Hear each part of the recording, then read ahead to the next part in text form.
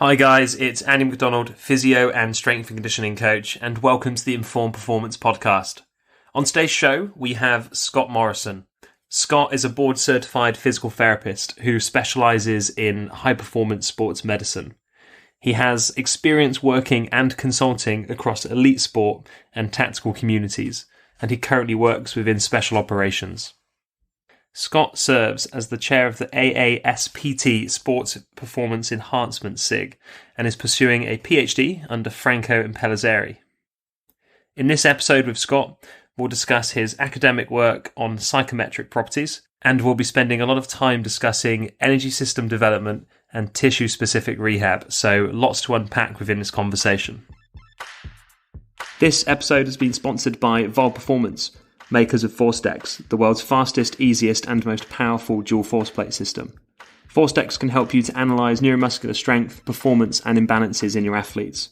With an incredibly simple setup and intuitive software, ForceDecks automatically detects over 15 common force plate tests and analyses them with a single click, helping you to collect quick and accurate insights on your athletes. To learn more, head over to our sponsor, volperformance.com.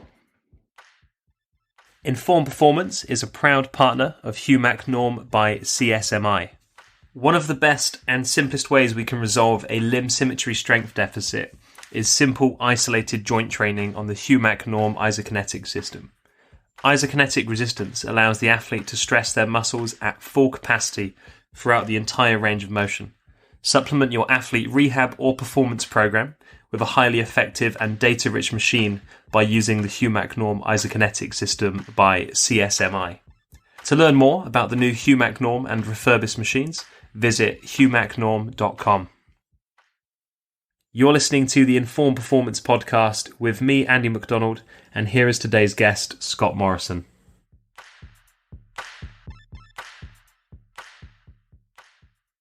Hi Scot, welcome to the show, mate. You've been a highly suggested guest, so it's great to finally have you on the show for a chat. Awesome, glad to come on. Thanks for asking me, and hopefully whoever's repeatedly suggesting that enjoys it. A few people have asked, so you've definitely been a well-recommended person. Just to get into things, would you be able to outline your career background through to like where you started and where it's got you today, just for context?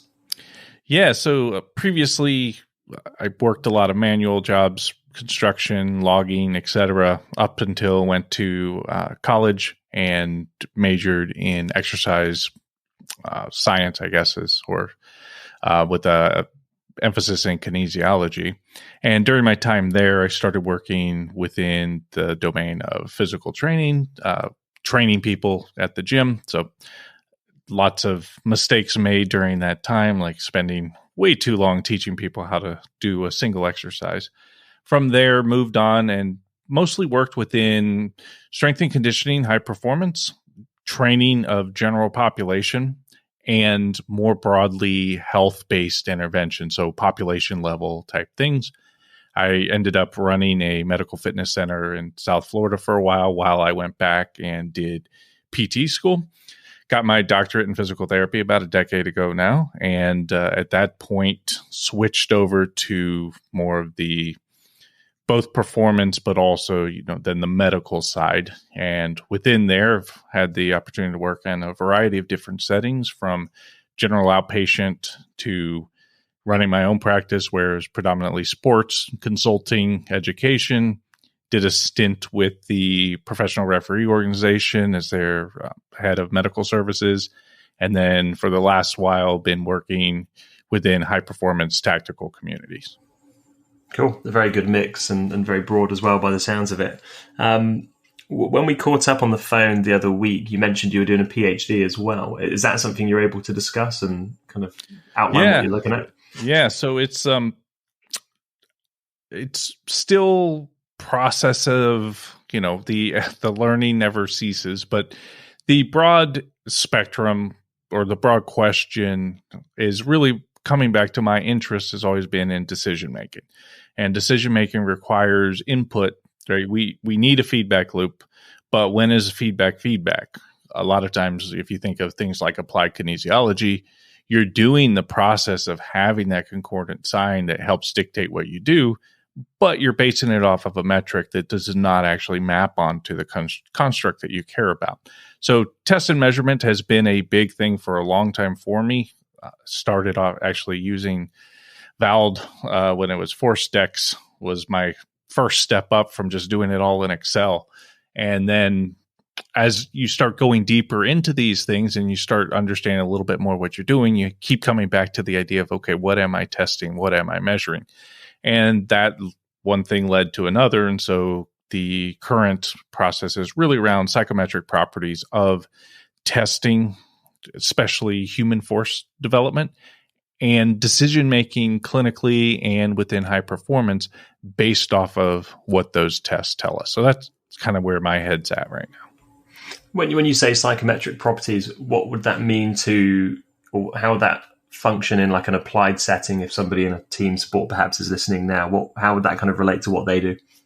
Yeah, so everybody knows some of, the basic terms of validity, reliability, etc. And we have this tendency to believe that we purchase a piece of equipment that's valid and reliable, whereas the reliability is on us and our testing process. That's the key. There's no test that's force plates aren't necessarily reliable. The test that you do on the force plates reliability comes with a error measurement, which is largely based off of what you do, as long as the piece of equipment has been calibrated. And this is why you don't need to validate or do a reliability study on every piece of equipment. You just need we know what it measures, we know the rate that it measures at, and then we apply that to the construct that we want to measure. That's where that reliability concept comes in, and it's the ability to get a piece of information and understand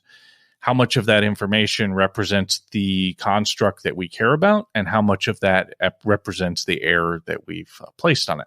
Then validity starts becoming, it's not necessarily a valid test. It's a measure of, I think validity is best thought of as the decision that we make with the data. Did we make a valid interpretation to the individual in front of us? So whether or not the information we have is representative or reliable does not necessarily then mean that it's also valid just because it's been cross-referenced with a gold standard. And then I guess one of the big last ones would be sort of responsiveness, which can be thought of almost as validity over time, or more along the lines of whether or not the instrument is able to detect a change in the thing that we care about. So we may detect a change, but is that change actually representative of what we care about? And I think Turwey and Devitt in their book Measurement in Medicine, I believe is where they did this. Quote that I really like was along the lines of, since the goal of medicine is the resolution of the problem that the patient's presenting with, then tracking changes in that problem over time become very, very important. And that's basically, if we think of psychometric properties of testing, are kind of around that idea. Yeah, I love that. And I think I think you've probably seen this as well, but in an applied sense, a program can sometimes mistakenly, for no purposeful reason, have to include a squat, or a testing battery has to include a CMJ. And I'm not saying that you shouldn't have a squat or a CMJ, of course, but it's kind of, you get used to seeing the process. And then in your process, you almost include things for the sake of they're common things to include, rather than what do you actually care about? Yeah. You get more involved with the ritual than actually answering the question that you care about. And it's almost 3 steps. First step is identifying whether or not the way that we queried the individual gives us a quantity that maps onto the thing that we care about. So let's say in this case, strength. So if I want to measure strength, is what I'm doing giving me a actual decent, representation of that? Now, what we're getting is force output during a specific task. So then we have to identify, is that force output, which we're now representing with this number, and we know that we have a reliable process in place to pull that number out. But does that number actually tell us anything about the construct of strength? Because strength is a fairly broad topic, right? We can think of it almost like a higher order construct. It's when we tell someone this is a strong person, everyone will be shocked if that person was only able to produce high levels of force during a isometric mid-thigh pull, but then would struggle with other tasks in a general environment, like they can't help you move your couch. So we have this idea of strength as this broad construct, but then our method of measurement might be an isometric mid-thigh pull, which is looking at the ability to produce peak force in a very specific setting. So that's partially mapping on to that general idea of strength. And then the last thing we have to care about is, does strength matter for the outcome that we care about? Because in sports medicine especially, most of the time, strength is just a proxy for their ability to perform, right? Their ability to go out and do the thing that they do. So we almost have those 3 steps to ensure that the decision that we're making based off of the tests we did is actually related to the outcomes that the individual in front of us cares about. Yeah. No, perfectly put. We had a very short chat last week about tissue-specific rehab and testing. Would you be able to talk us through your personal considerations and approach to this? Firstly, kind of how you assess or appraise tissue health, and then based on that, how do you then focus rehab? Yeah, that's a hard one, because appraising tissue health is most of the time in a general clinical setting is based more on heuristics and proxies such as, pain. Pain is not necessarily representative of the tissue state going in a detrimental manner. So think of bone stress injury, for instance. We know that there are procedures and decisions we can make prior to bone stress injury, usually around training and how we scale and dose that training to help prevent that bone stress injury from occurring. But we don't, in a clinical setting, usually identify that till after it's a problem. So I think upfront, that's the biggest thing is, first of all, tissue health is predominantly based off of best guesses, unless we have access to something like ultrasound or other forms of imaging, which gives us more information. But then sometimes that information becomes problematic because, somewhat, let's say tendon, for instance, tendinopathic changes is not always predictive of the outcomes that we're trying to avoid. So there's all these considerations we have to care about. So I would say clinically, most of the time I'm operating underneath a dual estimate of projected future problems based off of what their training program is looking like, or addressing an issue where things have already occurred. And so then once the issue has occurred, that's where we start looking into just good clinical decision making. A good example is knee pain. And, it's a very generic aspect, but we can get anterior knee pain from a quad tendinopathy. We can get it from patellar tendon. We can get it from patellofemoral joint pain. We can get it from plica. We can get it from a lot of things that can be creating that anterior knee pain. And it is somewhat, I think, popular, maybe.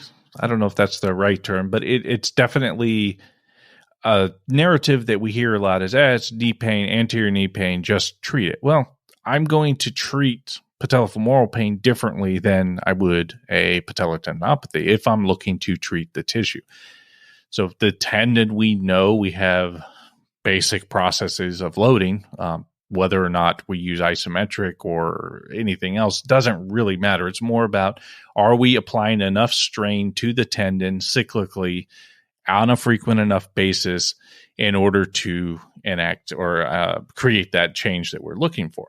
Whereas patellofemoral pain is largely about training around the painful area to maintain some of the capabilities, and then maybe doing some graded exposure and progressive overload within that range of motion that's painful to either decrease sensitivity and or hopefully create some cartilage adaptation as well.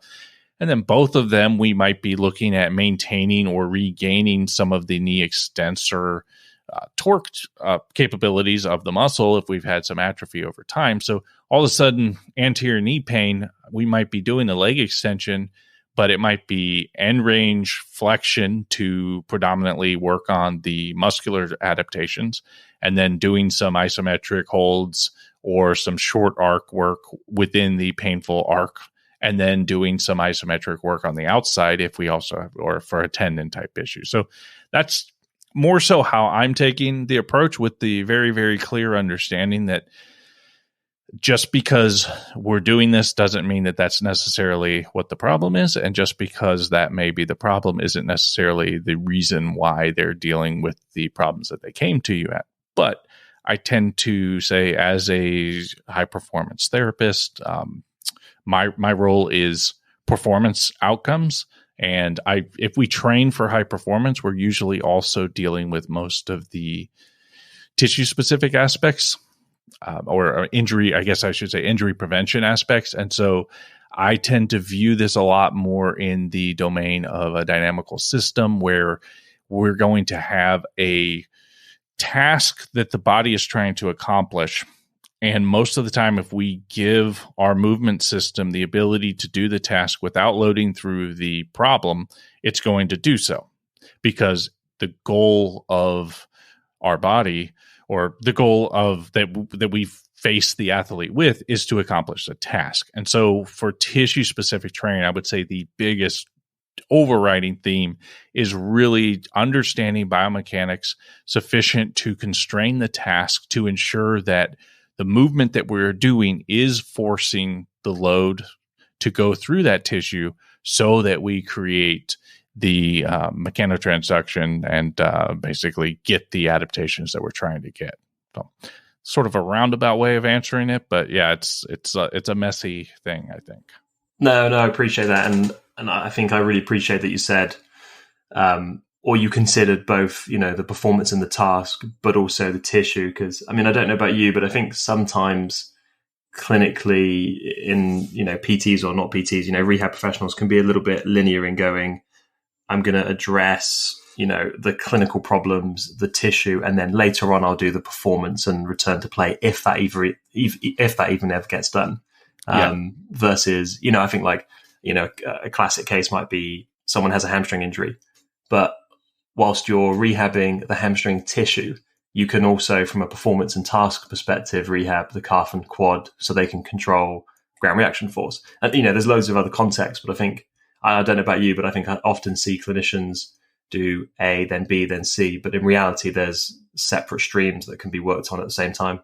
Oh, absolutely. And, not to only point fingers outward, there's plenty of times where I've reviewed my notes and been like, damn it, I should have done a better job of addressing these impairments. Or I test someone and I'm slapped in the face with, this thing is deteriorated and I should have been addressing it. And for whatever reason, it's hard to do a good job because there's so many different streams of different things coming in, which is where it's kind of having checklists and flow charts and understanding the KPIs that you want to sort of refer back to, I think is hopefully what prevents us from making those mistakes as a career as opposed to occasional. Yeah, I think kind of regardless of who you're working with or where you're working, I think time honestly becomes the biggest difference, or busyness becomes the biggest difference of how good a job you do. It's not necessarily whether you can, and speaking from personal experience, if I've got loads of time, it's way easier to plan and set reminders for different benchmarks and things that you need to include and do, versus if you've got a ton of patients or you've got a ton of athletes, it's a lot harder to zoom out and map out the process clearly. I think we talk a lot about force capacities, especially at the moment in current times, which is, of course, one aspect or quality of physical capacity in rehab or in performance. What do you consider around energy system development in rehab? Oh, yeah, that's a fun one. So ultimately, we have to remember ATP is the currency of the body. Force production requires ATP. Right. So fundamentally, that energy system is not this secondary thing that occurs outside of the scope of the production of force. It's just that we usually don't find in those one-off type tests that energy systems are the limiting factor. And that's, I guess, kind of how I tend to view this, sort of similar to, like I was saying, with movement. If we're looking at the task, accomplishing the task is the goal, then however that's accomplished, that works. If you told the person to squat and they moved the bar from standing down and then came back up with it, they've accomplished a squat, whether or not their knee sensor mechanism or their Achilles or they use more of a hip, like all of those things are secondary to accomplishing the task. But then if we break it down and we actually start looking at, all right, why is this? How do we improve this? That's where we have to actually look at what are the constraints? What are the things that are potentially limiting us from performing well? And in the vast majority of sports and tactical settings, your ability to express your skill is limited more by the fatigue than it is by your strength.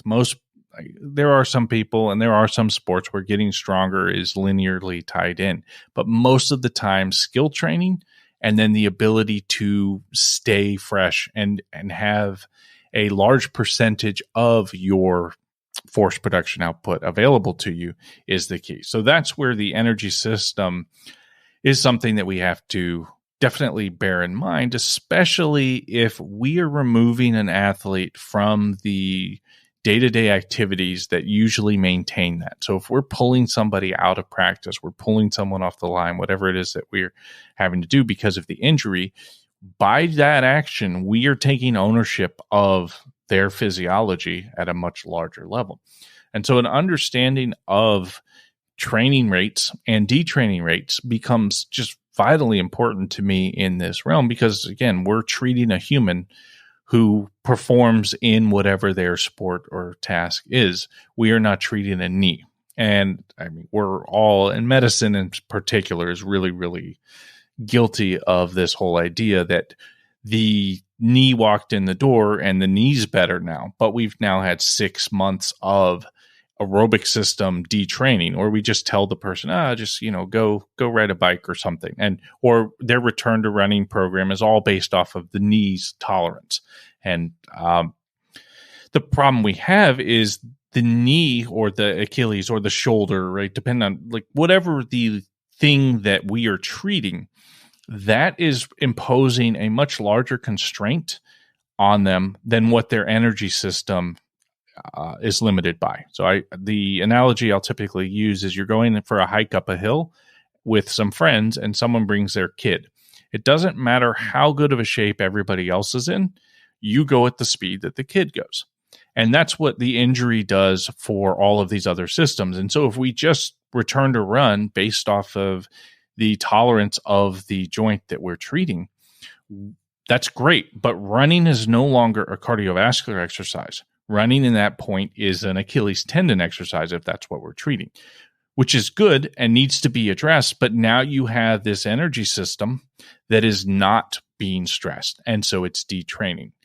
And I think that fundamentally from a rationale or thought process is what's led me to, okay, this is definitely something we need to look at.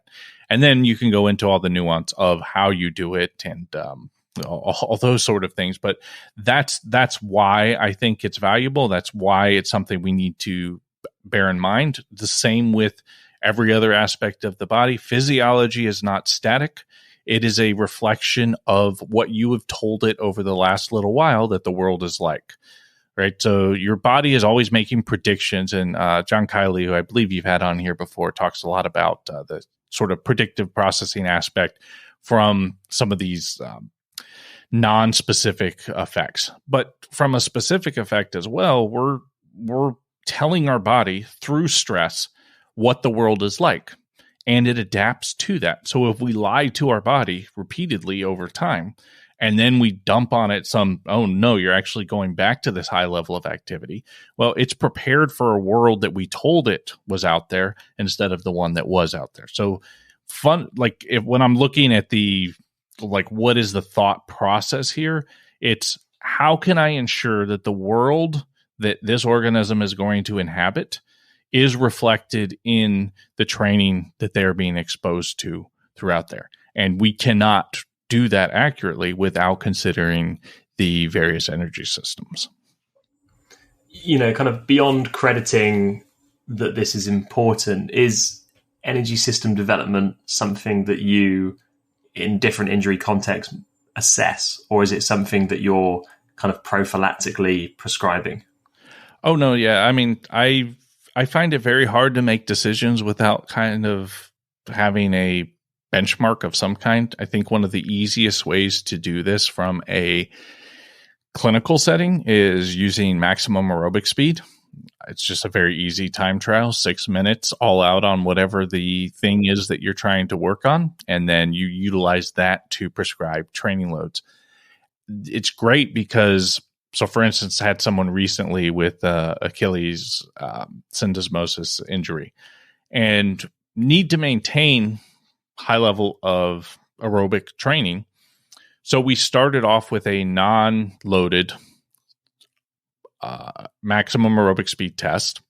And then we use that to give him, so whatever his, 4 to 5 hours a week of zone 1, zone 2 is the popular, the way to phrase it, cardiac output, depending on who you talk to, the phrase, but basically lower levels of total energy expenditure, however, at a high enough level to where we're getting central adaptations. And I really like the book Physiology of Sports Performance, I believe, by McDougall and Sale, is just a phenomenal one. And that's kind of the three big buckets they'll talk about: central adaptations, peripheral adaptations, and then you can think of your anaerobic power and capacity type.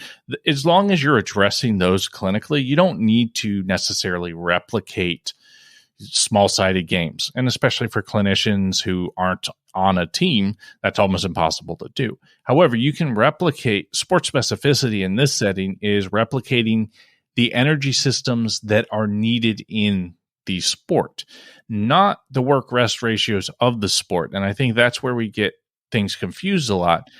The sport itself is the skill, just like that squat I was talking about earlier with the movement thing.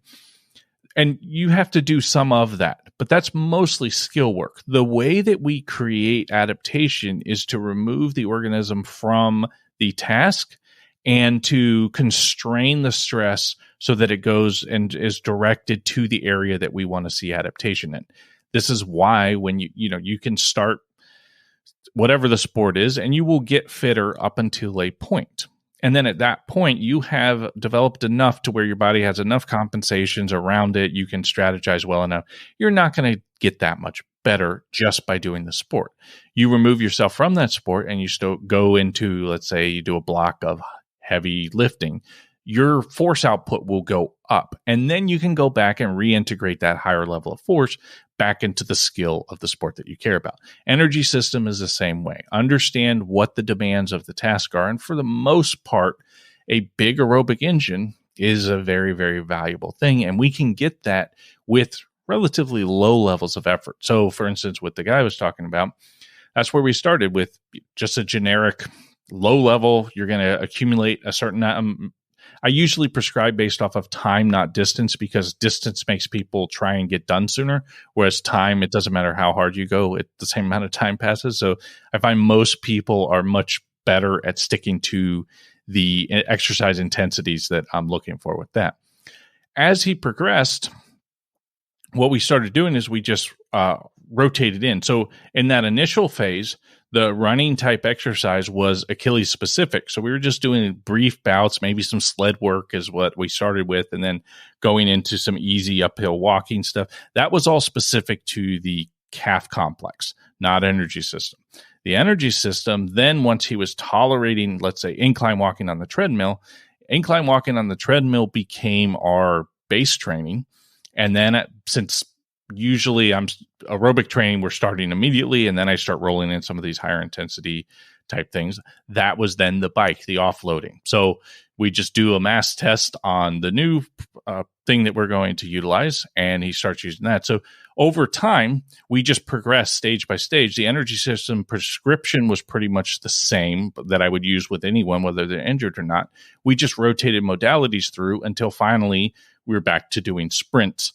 for some of the higher intensity work. So energy system training is the same. The modality is usually what we're fluctuating around for most of the orthopedic sports injuries. Obviously, it's different if you have a cardiovascular issue. But yeah, I would say absolutely you measure it. I personally utilize lactate testing. I recently dipped my toe into the near infrared spectrometry with the Moxie monitor. I'll do heart rate type tests where, time trials, a drift test. There's a lot of different things that I'll do. A yo-yo intermittent fitness test for some of my field and court sports when I was working with them more, or the 30-15 if I have room for it. So yeah, absolutely. Testing is happening. My prescription is based off of the testing. But the process is similar. The tests are similar. The modalities change to reflect the orthopedic issue is not the constraint. If that makes sense. Yeah, completely. And yeah, very thorough answer. One of the things I want to kind of dig into within that, if you don't mind, is, let's say the example of the Achilles in a running based athlete, when they can tolerate walking or running, can of course then from a tissue perspective, build in energy system type modalities like walking or running because they can do it. What do you do, or do you at an earlier stage test them out in, a non-lower limb loaded format? So ski erg, hand bike. Do you sort of look at energy system development at the very earliest stages, even though it won't be in the same half of the body? Does that make sense? Yeah, absolutely. So yeah, the maximum aerobic speed I will do on whatever it is that we've decided to utilize, because especially in an in-season or a trained individual, the energy system's not injured and you're trying to maintain those adaptations. So when we think of central adaptations, we can get that with a wide variety of training. The specificity of the lower limb injury, we're going to have to redevelop the tissue to tolerate the running eventually. But to maintain left ventricular size, blood plasma volume, et cetera, that is all going to be something that we can maintain through whatever it is. So, for instance, if I'm using maximum aerobic speed, again, the reason why I like it is it's just quick and easy and you can get a lot of information out of it.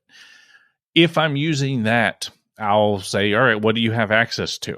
So, for instance, let's say we've determined that this is somebody who's not going to be able to tolerate much lower limb type thing. So maybe we do the Airdyne bike. All right, get on there, go as hard as you can for 6 minutes, and then we divide the either total distance or total watts, depending on what we're prescribing by. You need a total measure. So that 6 minutes needs to be reflected in the total measure. And then you divide that total that they've accumulated by the time, and then you can prescribe whatever watts per minute or miles per hour, whatever it is that you want to do. And usually we'll take that maximum aerobic speed and multiply it by the interval that we're looking for at whatever percent. So maybe if some of our threshold work, if we do like a 30 second on, 15 off times 13, which is a relatively popular one, you can do that like 3 or 4 rounds. We might do that at, let's say, 80% of maximum aerobic speed for the 30 seconds. So whatever the modality is, and then when we switch, let's say we started with the Airdyne, and then we switch to now something like let's say they're going somewhere for a while, and the elliptical is what they have to do. We just redo the maximum aerobic speed test on the elliptical, re-prescribe based off of the same programming. So the modality we just re-look at. Now, again, that's not all I do, but if we're looking at the sort of bare minimum, I think that plus a generic get in and accumulate time at a lower heart rate, maybe if I'm making a general estimate, 115 to 135-ish.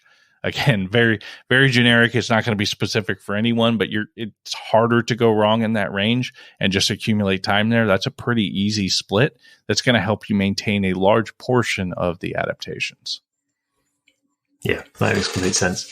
This is going to be a little bit of a segue, but I think given the sort of pragmatic nature of what you're looking at in your PhD, I think you're the best person to ask. I think year on year we get more technological advancements and research that comes out, and it's I think, easier year on year, therefore, to be more granular in our thought processes for performance or for rehab. For you, how do you kind of appraise when evidence is evidence and when we can then trust and make good decisions off of it? Does that make sense? Yeah. I'm still trying to figure that out.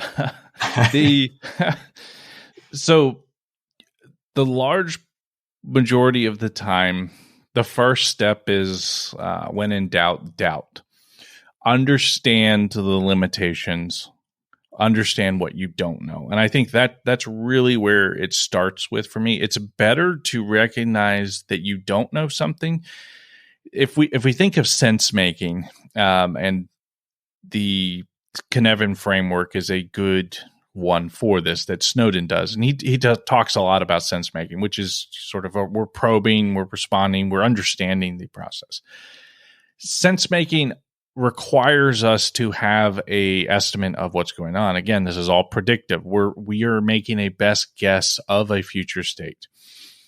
We approach a problem differently if we don't know what's going on than if we do. An analogy I've used a lot is if you go into your bedroom and the lights are out, you walk around at a certain pace because you know where everything is. If your partner moved around furniture in the bedroom before you went in, you run into something. You had high confidence, but it wasn't reflected in reality, and so you ran into a problem. However, if your partner tells you, hey, I rearranged the furniture, when you go in, either you're going to turn on the light or you're going to move much more slowly. It's much more of a probe and then respond as opposed to a intervene and then probe, or intervene and then look for feedback. So I think that step one is really that understanding of what we don't know.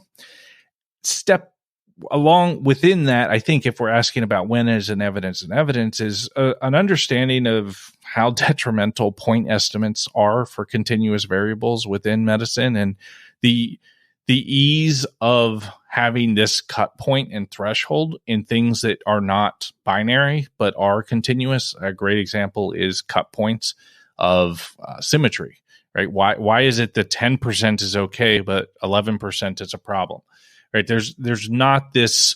That's not how continuous variables work. And so thinking of it more in a sense of probabilistic area under the curve, likely, less likely, highly likely, right? Understanding those probabilistic or likelihood-based terms is a key aspect for this. I think something that Franco Impellizzeri, who's my advisor, mentions that I think is a very good point is part of the reason why magnitude-based inference did so well was because it spoke in that language. And so it answered the problem that we're all trying to understand is how do we make sense of this? But that's a great example of giving the answer that we need to make a decision, but based off of a metric that does not actually map onto the construct or does not accurately reflect reality. So those are kind of the fundamental discussions that we need to have. And I think a good example is force plates, right? So jump test, and you've got how many million different tests that have been rolled out. But if you do these tests and you start looking and you look and you look and you start looking at your trends and how long does it take for things to stabilize, you start realizing that something like a squat jump is a very challenging jump to get good data off of because everybody wants to do the little bit of the counter movement. That's fine if you understand that and that's part of your thinking. But if you believe that when you've told someone to squat jump, the thing that they did was a squat jump, I think that's where we start having some of these problems. So sure, we can slice and dice more and more and more finely. However, we need to roll everything back to the beginning and ask, is the thing that we are having the person do giving us information that is reflected on the thing that we cared about? Another analogy I use a lot is we step on a scale in order to know how much we weigh. The scale does not tell us how much we weigh. The scale tells us the amount of force that's going through it.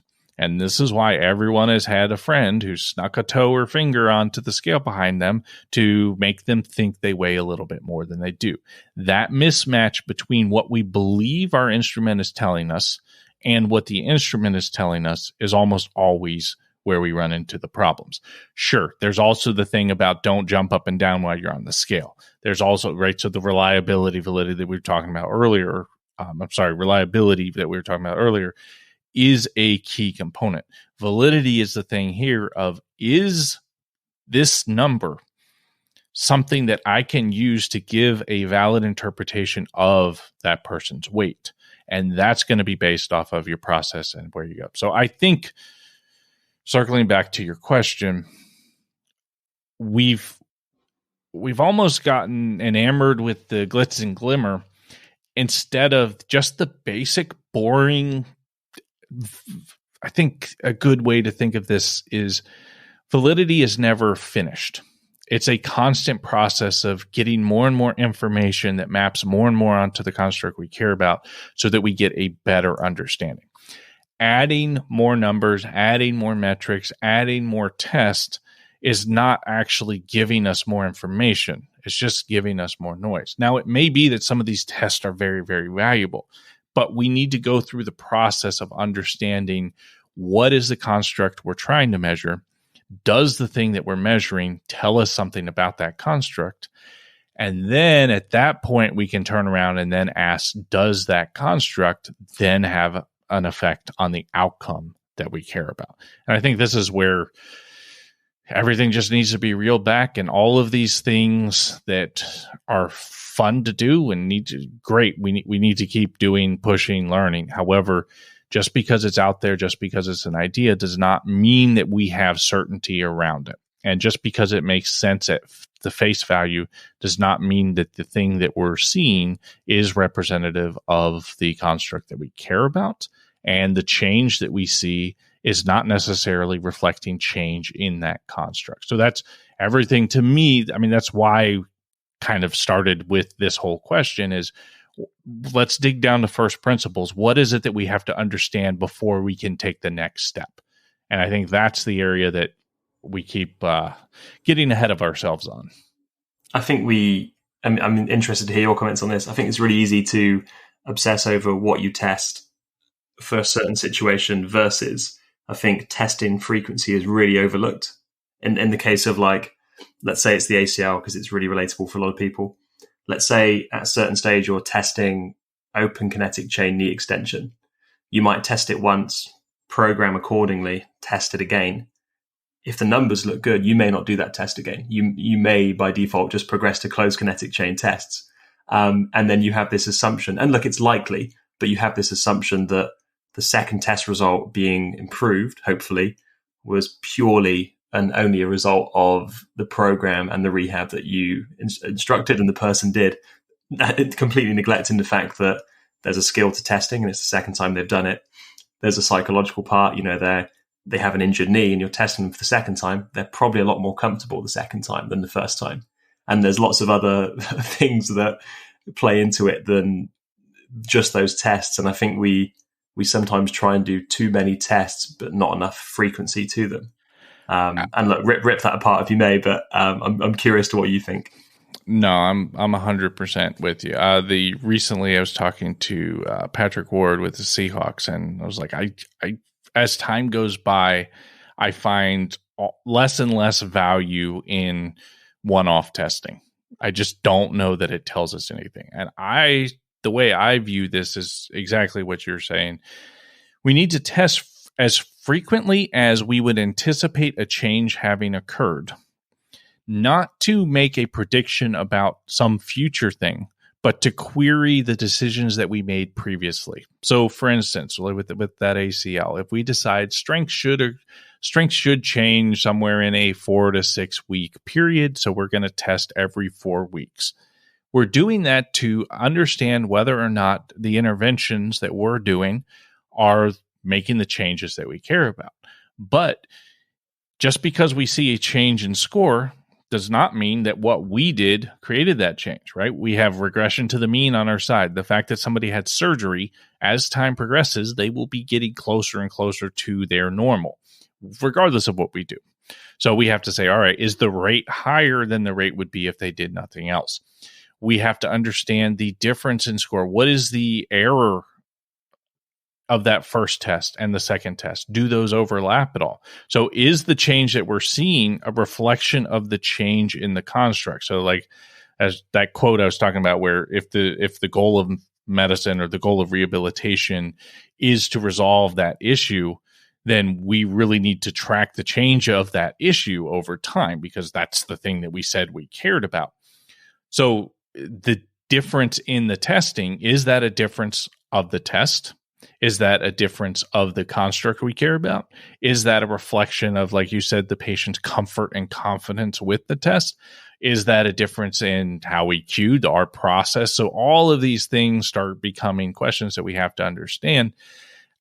You can't just pull a standard error measurement out of a paper and then slap it onto your practice, which is already 2 steps beyond what we tend to do a lot of times. But your process may be unless you're replicating the process that was done in that paper, then chances are good that yours is going to be a little bit different. I usually suggest that people, and this is something I'll do when I go work with a new group, we'll just do a test, retest, and look at what is the standard error that we have. So the Shiny app that I made for estimating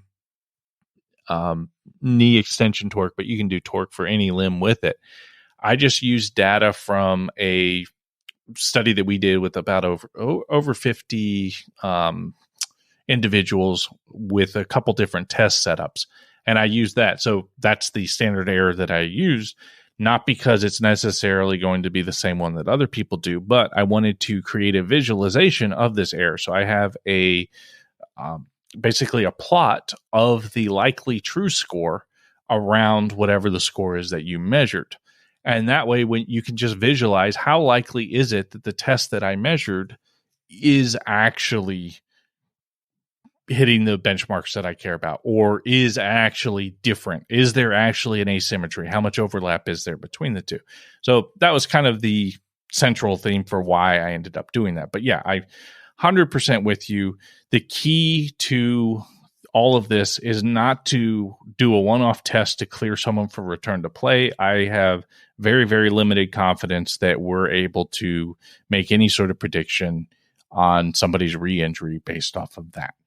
What we can do is query whether or not the intervention that we were doing is, and maybe I shouldn't say is creating change, but whether or not change is occurring in the thing that we care about. And if it isn't, then that gives us a sort of signal that we need to go back and change something about what we're doing with them. Yeah, I'm laughing at myself on reflection now, having this conversation with you about the amount of times I've probably tested somebody for the first time on something as it relates to, say, force during an injury process, and probably being quite quiet while they test, encouraging a little bit, and then working with them for, say, 4 weeks or whatever it is, coming back to that same test and screaming at them to produce a higher force, and and thinking that it's fair that on the first time, my cueing was quiet and gentle and nice, and then the second time, probably because I've invested so much time with them in doing it, you scream at them to get the higher score. So I'm just laughing at everything we're talking about. That's an ongoing joke at most places I've worked. I know currently everybody's like, oh, you can tell when Scot's testing someone, because I'm loud and I'm vocal and I try and always do it the same, because that matters. Music, whether music's playing or not, makes a difference. Like, there's all of these things make differences, and it's fine. We can't control everything, but we should understand when we're looking at the measurement that we got, the number that came out on that printout is composed of a true score, which is a relative to the construct we care about. So strength in this case, or force output or torque, whatever it is that we're saying we're wanting to measure, and a component of measurement error. And our goal is we can't eliminate the measurement error, but we're trying to make that error as standardized as possible, so it's similar each time. And the more we can standardize that error, the more likely it is that when we see a change score, that change is actually coming from the underlying construct as opposed to something different about what we've done. I'm aware of time, and I really want to squeeze in a nosy question, selfishly from my perspective. Of you come from a dual background of strength and clinical background as well. You're doing a PhD in a very pragmatic topic. What outside of that PhD, what are you looking at? What are you curious about at the moment? I mean, obviously there's always papers and stuff that we're reading, but what influences your thought processes? Where do you turn at the moment? Oh man, that is so. I am a very, very avid reader, have been my whole life. I tend to find that reading outside of my field brings a whole lot more positive feedback. It's almost like we aren't the only ones who have ever faced these problems, and other fields have done them much, much better for a large span of time. So specific areas of interest, I am doing a lot more with energy system training, or the especially the aerobic system, just because of my current role, and that's a huge component of what I'm doing. Not that we don't also do the anaerobic stuff, but the aerobic is an area of interest to me at this point. Bayesian sort of thought processes, statistics, but also reasoning is a massive, massive influence on me and understanding. Or I probably not say understanding, but influencing or flavoring how I view the world. In general, communication, scientific communication, but communication in general, more and more the idea of telling your patient's narrative forward with them to ensure that it's something that resonates with them. I think, this is a common thing that you'll hear from a lot of people is, as time goes by, you worry more about communication than you used to, and maybe a little less on the specifics of how you wiggle the weight around or whatever the case may be.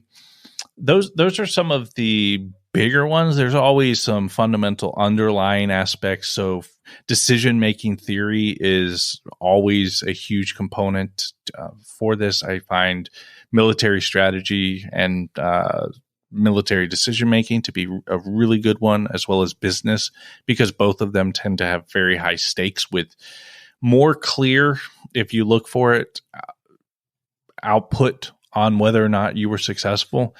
One of the biggest problems in sports medicine is we can kind of shrug our shoulders and always find 50,000 reasons why what we did wasn't at fault and something else was. But then more than happy to, and I've done this myself plenty of times. Yeah. Oh, that came out well. That's because of what I did. That didn't come out well. Well, that's because, we can't predict all of these sort of things. So there's that decision making, just to me as a fundamental component there. But yeah, causal reasoning, those sort of things are underlying, definitely influencing a lot of what I do. No, thank you. And it's definitely food for thought.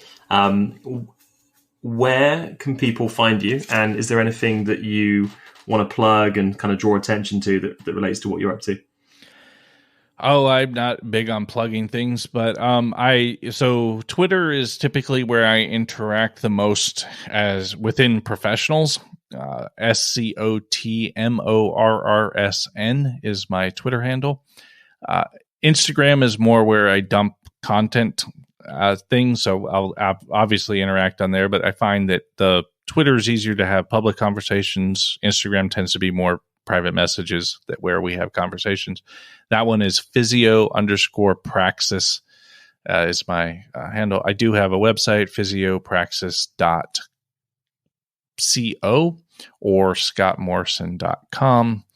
The both lead to the same site. I would say if you're a sports med practitioner, I am also the chair of the American Physical Therapy Association's the sports academy within there. I'm the chair of the sports performance special interest group. So we do have a pretty vibrant community. If you are an APTA member, definitely check that out. We have a lot of content that we put out free for all members.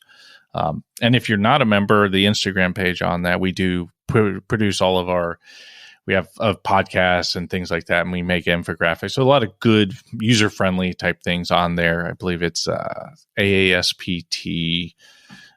If you look at my Instagram, I'm blanking on what the Instagram handle is, but if you look at mine, you'll find that there. Cool. Thanks, mate. And no, it's been a pleasure to host you and get to know you. And yeah, thank you very much for your time today. No, it's a pleasure to have the opportunity to come on. I appreciate it. Thank you.